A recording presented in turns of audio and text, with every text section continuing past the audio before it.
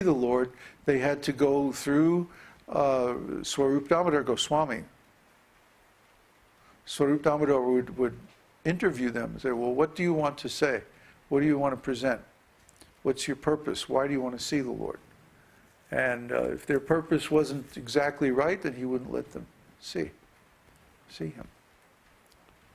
So like that, he remained very, very withdrawn in those days. And we want to enter a similar condition, but so far, we don't have the right conditions.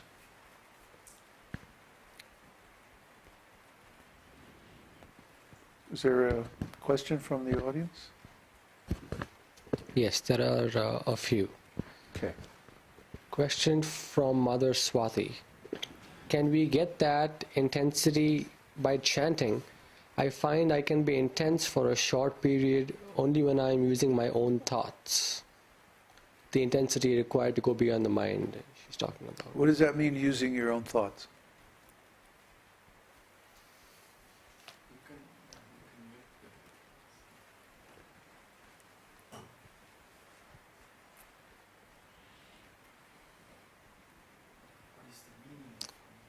Feelings.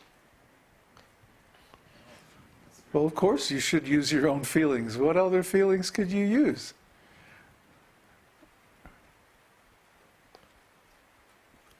Feelings, not like mind thoughts. Yeah.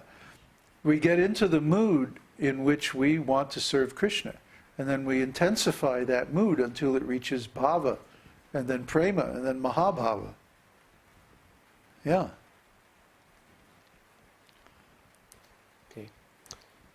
Question from Devesh. How can we get into bhava? How?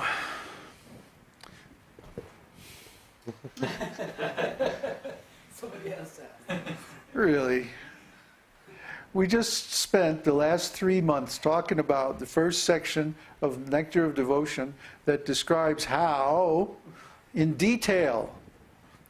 Please don't ask stupid questions. Question from Krishna Prapti. Being that the living entity is constitutionally feminine by nature, is the jiva's love for Krishna anyway related to this aspect? Oh boy. Don't speculate about these things, please. Read about Svarupa Siddhi in Nectar of Devotion. Everyone has a particular eternal relationship with the Lord. Some are female, some are male, some are, they're all in different moods and like that. I know, these questions disturb me because they indicate that you're not understanding the subject matter very well.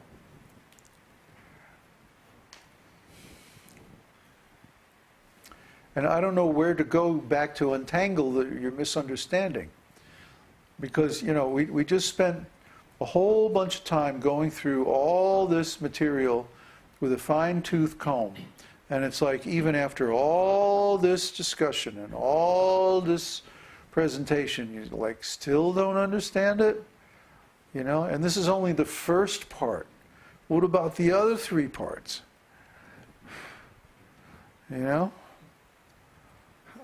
What disturbs me is how are we going to go on and discuss the rest of the book if here we are after I don't know, when did we start this? 3 months ago, right? From the very first chapter, going through everything very, very carefully, and it's he's still asking these questions that indicate you don't understand the subject matter. So, after all of this, you expect me to say two sentences and you'll understand? If you don't understand now, means you have to go back over all the previous programs on Nectar of Devotion and find your misunderstood terms. That's the cause of all these questions. If you would define all these terms properly, you wouldn't have you would have some much better quality questions similar to Uddhava's.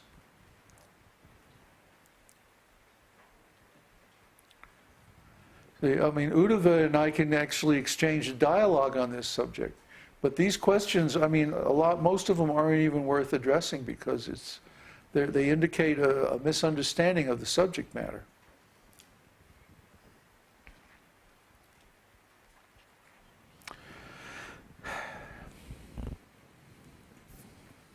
Any other questions? There was one more question from Devesh. What is the sensory perception that one feels pleasure from when in bhava? Because as we know, the physical sensory organs cannot feel this pleasure. I'm not even going to bother with that question. Uddhava, you had something to say? Yeah, it's just to add on the questions. The previous question, the problem is this Western concept that to love I have to be male or female and it has to be, but actually love doesn't depend on gender. Right. Real pure love or real love is like you love or not, you don't love.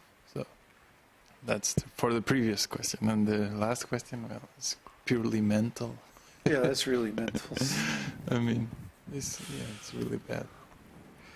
It's a problem. It's basic. I think it comes from, I mean, I've been associating with you for 3 years or something, and so many things that I've learned and during my practice and like that. So like for someone over the internet, even though we're doing this very wonderful broadcast, it's just like it's hard.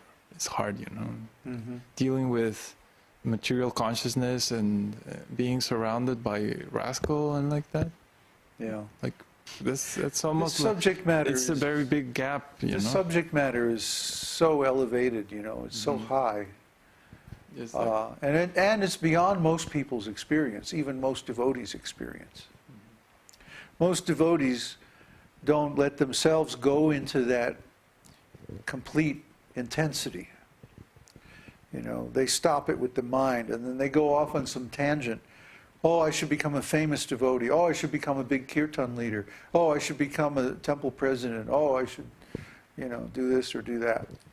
It's protection of the mind again. Yes. It's because I've had so much pain before. If I go there again, then I'll suffer again.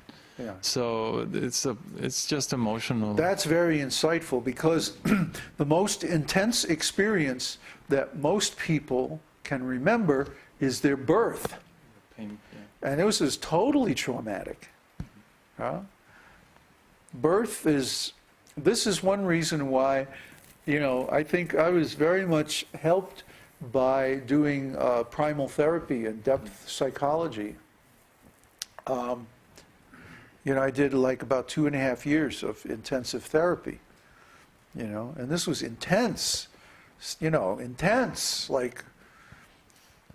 like rolling on the floor with 3 people holding you down, screaming at the top of your lungs. Intense. You know. So, you know, if someone has not been able to experience that intensity,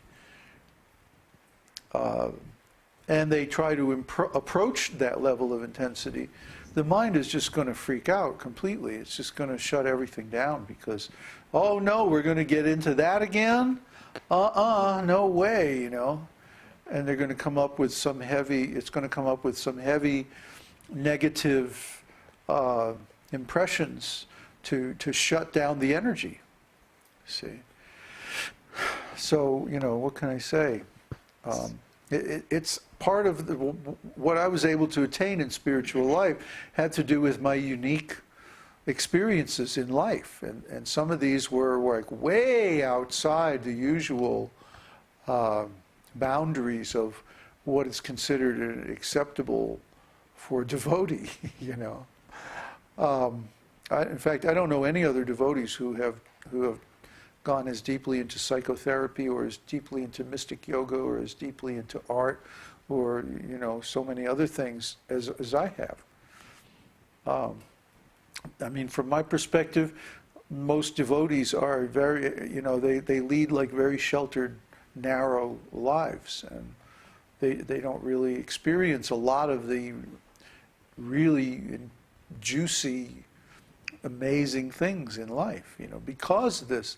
And then they try to like artificially make up for it with this jumping, smashing kartals kind of kīrtan, and that's just not it at all. The real intensity is deep.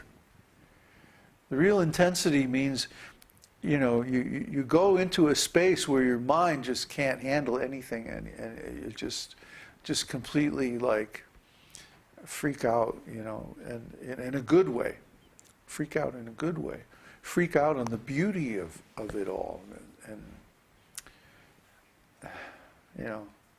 you just get to a point where it's like, you have to get out there and experience this for yourself. I can talk all day and all night, but if you don't get out